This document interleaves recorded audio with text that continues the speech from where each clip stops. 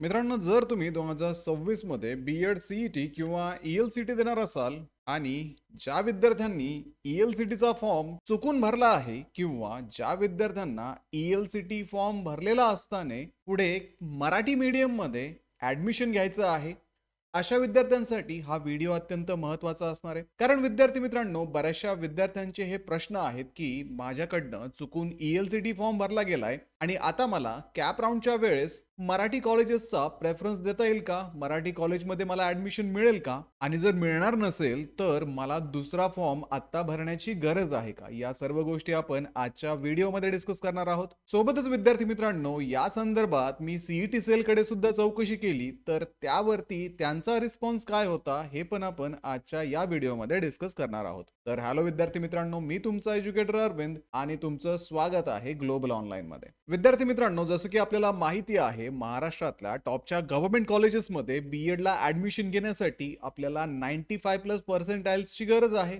तर हे पर्सेंटाइल्स मिळवण्यासाठी ग्लोबल ऑनलाईनची लाईव्ह बॅच 26 जानेवारीपासून बी-एडच्या आणि ई-एल-सी-टीच्या विद्यार्थ्यांसाठी सुरू होत आहे. या बॅचमध्ये तुम्हाला लाईव्ह लेक्चर दिले जातील, रेकॉर्डेड लेक्चर इथे अवेलेबल असतील, संपूर्ण अभ्यासक्रमाच्या नोट्स तुम्हाला दिल्या जातील, 50 पेक्षा अधिक मॉक टेस्ट आणि प्रॅक्टिससाठी 2000 पेक्षा अधिक एमसीक्यू सुद्धा तुम्हाला इथे दिले जातील. सोबतच विद्यार्थी मित्रांनो, ह्या बॅचमध्ये एक्झाम पर्यंत तुमचा संपूर्ण सिलेबस कव्हर करून तुमची रिव्हिजन सुद्धा घेतली जाईल आणि एक्झाम नंतर तुम्हाला ऍडमिशन प्रोसेसमध्ये सुद्धा गाईड करण्याचं काम या बॅचमध्ये केलं जाईल. तर बॅचला जॉईन करण्यासाठी आजच दिलेल्या नंबरवरती कॉन्टॅक्ट करा किंवा प्ले स्टोअरवरती जाऊन तिथेही ग्लोबल ऑनलाईन ॲपमध्ये तुम्ही हा कोर्स जॉईन करू शकता. तर विद्यार्थी मित्रांनो, लवकरात लवकर या बॅचला जॉईन करा आणि महाराष्ट्रातल्या टॉपच्या बी-एड कॉलेजमध्ये ॲडमिशन घेण्याची तयारी अगदी आत्तापासूनच सुरू करा. तर विद्यार्थी मित्रांनो, सर्वात सुरुवातीला आपण या परीक्षेची एलिजिबिलिटी पाहूयात.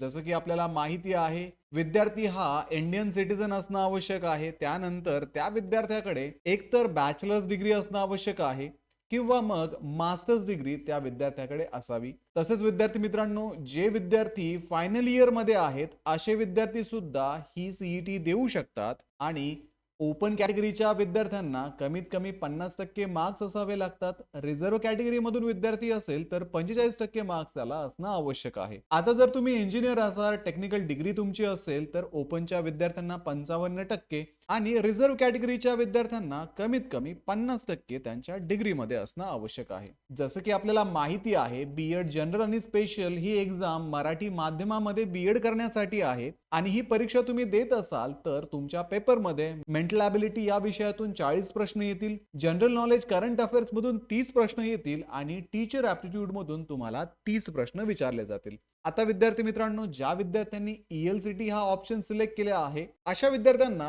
हे 100 प्रश्न तर असतीलच, सोबतच ई-एल-सी-टी साठी ॲडिशनल 50 प्रश्न तुम्हाला सॉल्व्ह करणं गरजेचं आहे. तर त्यामध्ये रीडिंग कॉम्प्रिहेन्शन 20 मार्क, व्होकॅब्युलरी मधून 5 मार्कचे क्वेश्चन येतील, ग्रामर फोकस मधून 8 मार्कचे क्वेश्चन येतील, सेंटेन्स फॉर्मेशन मधनं 7, फोनेटिक्स मधनं 3, वर्बल इडियम्स अँड प्रोव्हर्ब्स मधनं 5 आणि फिगर ऑफ स्पीच या टॉपिक मधनं तुम्हाला 2 प्रश्न इथे परीक्षेमध्ये येणार आहेत. आता विद्यार्थी मित्रांनो, या दोन्ही परीक्षा ऑनलाईन पद्धतीच्या आहे. बी-एड जनरल तुम्ही मराठी आणि इंग्रजी अशा कुठल्याही माध्यमामधून देऊ शकता.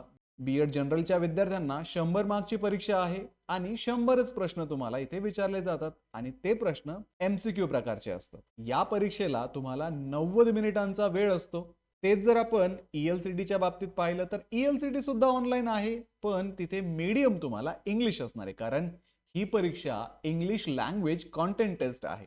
म्हणून इथे तुम्हाला मीडियमची चॉईस नाहीये. इंग्लिश मीडियम मधून कंपल्सरी हा पेपर देणं गरजेचं आहे. प्रश्नांच्या बाबतीत आपण जर पाहिलं तर 50 प्रश्न तुम्हाला इथे विचारले जातात आणि 50 मार्क या प्रश्नांना दिलेले असतात. सर्व प्रश्न हे एमसीक्यू प्रकारचे असतात आणि 60 मिनिटांमध्ये तुम्हाला हे प्रश्न सॉल्व्ह करायचे असतात. आता विद्यार्थी मित्रांनो, तुम्हाला जर 60 मिनिटांमध्ये 50 प्रश्न सॉल्व्ह करायचे असतील किंवा 90 मिनिटांमध्ये 100 प्रश्न सॉल्व्ह करायचे असतील तर इथे तुम्हाला एमसीक्यू ची प्रॅक्टिस करणं खूप गरजेचं आहे आणि त्यासाठीच ग्लोबल ऑनलाईनच्या लाईव्ह बॅच मध्ये तुम्हाला मॉक टेस्ट दिल्या जातात, जेणेकरून तुमची या विषयांची आणि परीक्षेची संपूर्ण प्रॅक्टिस होते आणि कमीत कमी वेळेमध्ये तुम्हाला जास्तीत जास्त प्रश्न सोडवण्यासाठी याची मदत होते.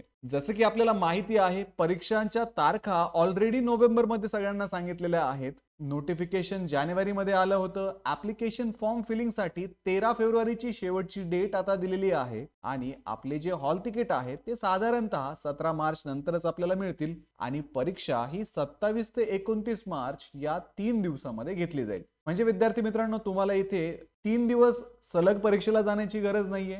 इथे प्रत्येक दिवशी साधारणतः 3 सेशन मध्ये ही परीक्षा होते आणि त्यापैकी कुठल्याही एका सेशन मध्ये तुम्हाला या परीक्षेला जाणं गरजेचं आहे. त्यासाठी तुमच्या ऍडमिट कार्ड वरती तुम्हाला सांगितलं असेल की तुमची परीक्षा 27 तारखेला मॉर्निंगच्या सेशन मध्ये असेल तर त्या दिलेल्या वेळेमध्ये जाऊन तुम्हाला ही परीक्षा द्यावी लागणार आहे. तर अशा पद्धतीने हे परीक्षेचं शेड्यूल असणार आहे. आता विद्यार्थी मित्रांनो, इश्यू राहिला तो म्हणजे ELCT आणि बीएड जनरल विषयी असणारं कन्फ्युजन. तर आता बऱ्याचशा विद्यार्थ्यांना बीएड जनरलचा फॉर्म भरायचा होता, पण त्यांच्याकडनं ELCT ला यस झालं आणि फॉर्म ॲज अ ELCT म्हणून सबमिट झाला. मे बी काही विद्यार्थ्यांना ELCT ला अप्लाय करायचं असेल, इंग्लिश मीडियम कॉलेजमध्ये ऍडमिशन घ्यायचं असेल, पण त्यांच्याकडनं ELCT ला नो झालं असेल आणि बीएड जनरलचा फॉर्म त्यांच्याकडनं भरला गेला असेल. तर अशा केसेसमध्ये विद्यार्थी मित्रांनो, ज्यावेळेस तुमचा रिझल्ट येतो, तो रिझल्ट आल्यानंतर तुम्ही ELCT दिलेली असताना मराठी मीडियमच्या कॉलेजेसमध्ये ऍडमिशन घेऊ शकता का, हा महत्वाचा प्रश्न विद्यार्थ्यांचा येत आहे. तर त्यासाठीच विद्यार्थी मित्रांनो, मी CET सेलच्या हेल्पलाईनला कॉलही केला होता, त्यांच्याशी बोललो पण आणि त्यांनी त्या कॉलमध्ये स्पष्ट केलं की जर विद्यार्थ्याने चुकून ELCT ला यस केलं असेल आणि या केसमध्ये त्याला पुढे मराठी मीडियमच्या कॉलेजेसमध्ये ऍडमिशन घ्यायचं असेल तर त्या संदर्भात आत्ता तरी ते काहीच सांगू शकत नाही. ज्या वेळेस कॅप राऊंडचे फॉर्म सुरू होतील त्याच वेळेस काही सांगता येईल. पण विद्यार्थी मित्रांनो, ते जरी याच्याविषयी आत्ता काही सांगू शकत नसले तरी माझ्याकडे या प्रश्नाचं उत्तर आहे आणि ते म्हणजे, जरी तुम्ही ELCTचा फॉर्म भरलेला असू द्या, तुमचा जो रिझल्ट येतो त्या रिझल्ट वरती बीएड जनरलचे मार्क्स वेगळे असतात आणि ELCTचे मार्क्स तुमचे वेगळे असतात. अशा पद्धतीने तुम्हाला तुमचा रिझल्ट दिला जातो आणि विद्यार्थी मित्रांनो, ज्यावेळेस तुम्ही कॅप राऊंडचा फॉर्म भरता त्यावेळेस तुम्हाला तिथे ELCT दिलेली असताना 2 ऑप्शन दिलेले असतात. एक तर तुम्ही जनरलचे कॉलेजेस म्हणजे मराठी माध्यमाचे कॉलेजेस भरू शकता आणि दुसरं म्हणजे ELCTचे कॉलेजेस सुद्धा तुम्ही भरू शकता. आता विद्यार्थी मित्रांनो, ELCTचे म्हणजेच इंग्लिश मीडियम मध्ये बीएड देणारे कॉलेजेस महाराष्ट्रामध्ये कमी आहेत आणि त्या कॉलेजेसचा कट ऑफ खूप जास्त आहे. तर अशा केसेसमध्ये विद्यार्थी जनरल कॉलेजमध्ये सुद्धा ऍडमिशन घेऊ शकतात, म्हणजे मराठी माध्यमाच्या कॉलेजेसमध्ये सुद्धा ऍडमिशन घेऊ शकतात आणि त्या कॉलेजेसमध्ये तुम्हाला पेपर हे इंग्रजी माध्यमामध्ये देण्याची सुद्धा सुविधा असते. फक्त त्या कॉलेजचं मीडियम हे मराठी असतं, पण तुम्ही पेपर इंग्लिश मधून देऊ शकता. त्यामुळे जरी तुम्ही ELCTचा फॉर्म भरला असेल आणि आता तुम्हाला टेन्शन आलं असेल की कॉलेजेस खूप कमी आहे, तुमच्या एरियामध्ये कॉलेज नाहीये, तुम्हाला लांब कुठंतरी कॉलेजला जावं लागेल, अशी जर परिस्थिती तुमची असेल तर तुम्ही तुमच्या कॅप राऊंड मध्ये बीएड जनरल म्हणजेच मराठी माध्यमांचा सुद्धा प्रेफरन्स देऊ शकता आणि त्या कॉलेजेसमध्ये ऍडमिशन घेऊ शकता. त्यामुळे टेन्शन घेऊ नका, तुम्हाला परत दुसरा फॉर्म भरण्याची गरज नाहीये. तुम्ही ELCT ला यस केलंय, काही हरकत नाही. ज्यावेळेस तुम्ही परीक्षा द्याल त्यावेळेस दोन्ही पेपर तुम्हाला द्यायचे आहे. जनरलचा पण पेपर द्यायचा आहे, ELCTचा पण पेपर द्यायचा आहे आणि ज्यावेळेस तुम्ही कॅप राऊंडचे फॉर्म भराल त्यावेळेस लक्षात ठेवा, तुम्हाला मराठी मीडियमच्या कॉलेजेसचा प्रेफरन्स द्यायचा आहे आणि तिथे तुम्हाला ऍडमिशन घ्यायचं आहे. बाकी ELCT जर नो असेल तर तुम्हाला कंपल्सरी मराठी माध्यमामध्येच ऍडमिशन घ्यावं लागेल. इथं यस असेल तर तुम्ही मराठी किंवा इंग्रजी अशा दोन्ही माध्यमांचे ऑप्शन्स तुमच्या पुढे ओपन राहतात. ठीक आहे विद्यार्थी मित्रांनो. तसंच विद्यार्थी मित्रांनो, जसं की आपल्याला माहिती आहे 27 ते 29 मार्च आपली ही परीक्षा असणार आहे आणि या परीक्षेचं प्रिपरेशन करण्यासाठी ग्लोबल ऑनलाईनची लाईव्ह बॅच 26 जानेवारी पासून सुरू करण्यात आली आहे. या बॅच मध्ये तुम्हाला लाईव्ह क्लासेस दिले जातील. जर तुम्हाला लाईव्ह क्लासेस अटेंड करणं पॉसिबल नसेल तर रेकॉर्डेड क्लासेस सुद्धा इथे अवेलेबल असतील. मराठी आणि इंग्रजी अशा दोन्ही माध्यमामध्ये तुम्हाला शिकवलं जाईल. तुमचं टाइम मॅनेजमेंट सुधारण्यासाठी तुम्हाला 50 पेक्षा अधिक मॉक टेस्ट दिल्या जातील. संपूर्ण अभ्यासक्रमाच्या अपडेटेड नोट्स तुम्हाला इथे अवेलेबल असतील. 2000 पेक्षा अधिक MCQ तुम्हाला इथे दिले जातील.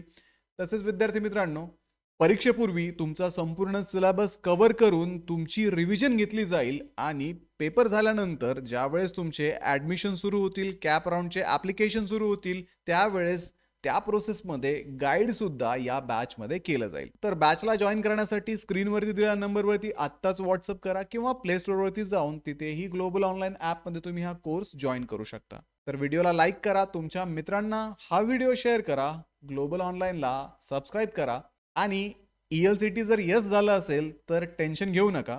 भेटूया पुढच्या व्हिडिओमध्ये. तोपर्यंत एक्झामचं प्रिपरेशन सुरूच ठेवा. Thank you.